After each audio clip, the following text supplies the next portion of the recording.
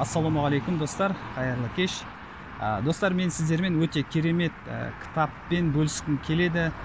7 навыков высокоэффективных людей Стивен Ковидің жалпы тұлғалық дамудағы ең керемет кітаптардың бірі.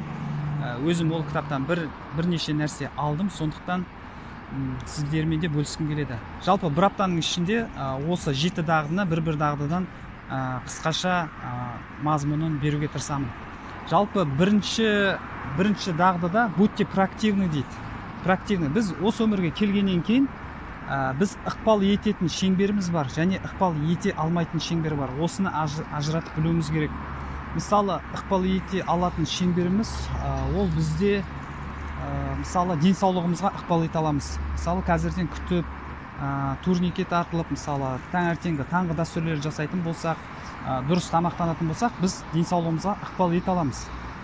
Одан кейін тағы ықпал неге ете аламыз? Біз жұмыс таңдауымызға ықпал ете аламыз. Өзімізге ұнайтын, қолымыздан келетін жұмысқа таңдап соны ықпал ете аламыз. Және оған уақыт бөлуімізді ықпал ете аламыз. Біз ықпал ете аламыз, бойымызға керек дағдыларды енгізуге ықпал ете аламыз. Мысалы, таңдайымызда соған амал етіп, күнде амал етіп, бесеміз дағдыға айналдыра аламыз. Міне, біздің ықпал ету шеңберімізге жататын нәрселер осылар. Ықпал етуге шамамыз жетпейтін, шеңберімізге келмейтін жағдайлар ол қандай? Ол ауа райы. Ауа райы, мысалы, бізге ұнамайтын ауа райлар болуы мүмкін. Мысалы, жаңбыр жауады. Оған біз не істейміз? Оған ықпал ете алмаймыз ғой. Сосын бір өзге адамдар, бір негативті адамдар болады. Мысалы, сізге ауыр сөз айтып кетуі мүмкін. Оғанда біз ықпал ете алмаймыз. Себебі оның тәрбиесі сондай. Саясат, мысалы, қазіргі саясат сізге ұнамаса, сіз оған бір жалғыз өзіңіз дым істей алмайсыңыз. Одан кейін экономика. Экономикаға да біз ешқандай жалғыз өзіміз әсер ете алмаймыз. Енді бізге ұнайтын нәрселер бар, ұнамайтын нәрселер бар, бірақ біз біреуіне ықпал ете алатын болсақ, екіншісіне ете алмаймыз. Енді осы жағдайда біз өзімізді тиімді пайдалану үшін, өзіміз дұрыс жүру үшін не істеу керек? Мысалы, будьте проактивны деген, мысалы, раздражительдер болады. Мен мысалы таңертең жүгіруге шығам, бірақ ауа райы күрт өзгеріп кетті, жаңбыр жауып кетті. Мен оған қарым-қатынасым қандай? Мен сол қарым-қатынас, ол менің ықпалымда, ол менің ықпал ету шеңберімде. Мен оған негативті сезім бөле аламын, немесе позитивті, о Алланың нұры деп айта аламын. Болмаса, мынау ұқсатты, ауа райы бүлініп кетті деген сияқты, бүгін менің жолым болмайды деген сияқты установка бере аламын. Мысалы, мен жолдасыммен көшеде қыдырып бара жатам, мына жерден бір дөрекі біреулер келіп әңгіме айтып, жаңағыдай машиннен су шашып кетіп, сондай жағдайлар болуы мүмкін.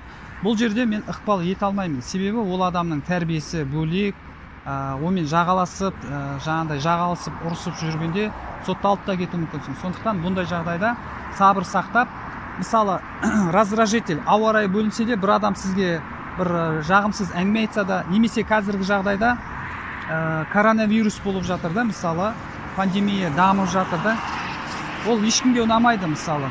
Бірақ оған қарым-қатынасымыз қандай? Біз оған ықпал ете алмағандықтан, оған дұрыс көзбен қараған жақсы, мысалы. Оған негативті қарасақ, ол біріншіден өзімізге зиян келтіреміз. Ал егер де оған дұрыс қарым-қатынас бөлетін болсақ, онда ол жақсы болады, өзімізге де жақсы болады. Енді жаңағы стимул, реакция деген дағдысы бар. Стимул, реакция. Мысалы айтарлық. Жаңа өзге адам негатив сізге бір әсер берді. Мысалы, бір өшіртте тұрсыңыз, біреу сізге бір дөрекі сөйледі. Бұндай жағдайда не істеуге болады? Ол раздражительді. Біз адам болғаннан кейін бізде ақыл бар, таңдау бар, бостандық бар. Таңдау бостандығы бар да. Мысалы, сізге раздражитель келді.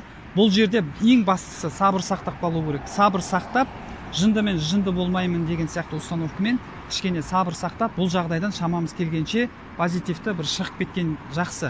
Ал онымен жағалысып, айқайласқанмен ол ештеңе ұтпаймыз да. Сондықтан бұндай жағдайларда біз ақылымызды қосқан жақсы. Жындымен жынды болғанша өзімізбен өзіміз болайық. Немесе жаңа ауа райы бұзылып кетті, сізге ұнамайды, сіздің үстіңіз жаңбырдан су болып қалды, бұны да бір позитивтіге жорыған жақсы. Алланың нұры деген секілді да. Мысалы, саясат ұнамайды қазірді. Мысалы, көптеген жағдайларымыз нашарлап жатыр. Мысалы, кәсібіңіз жүрмей қалды. Жаңағы коронавирустен карантин қылды да, сіздің кәсібіңіз жүрмей қалды. Бұндай жағдайда да не істеу керек? біз оған ренжіп ашуланғанмен ештеңе ұтпаймыз, себебі ол біздің ықпал ету аймағымызда емес.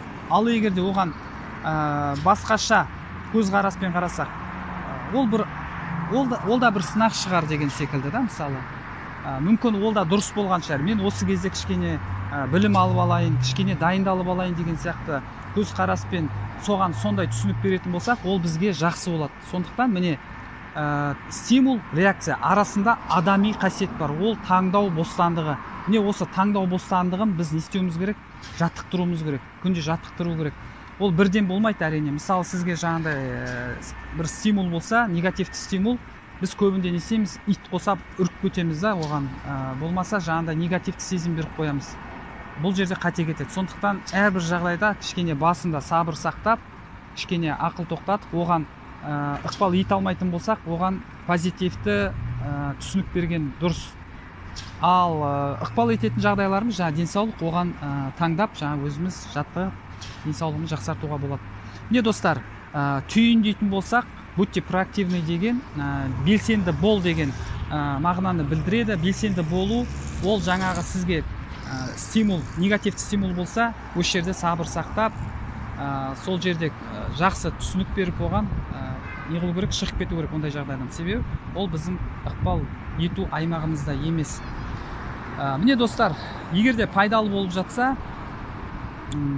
лайк басыңдар, лайк басып достарыңызбен бөлісіп, егер де YouTube каналдан қарап отырсаңдар, біздің каналға тіркеліңіздер. Бұйырса тағы да қалған 6 дағдыны күнде салатын боламын. Көріскенше достар.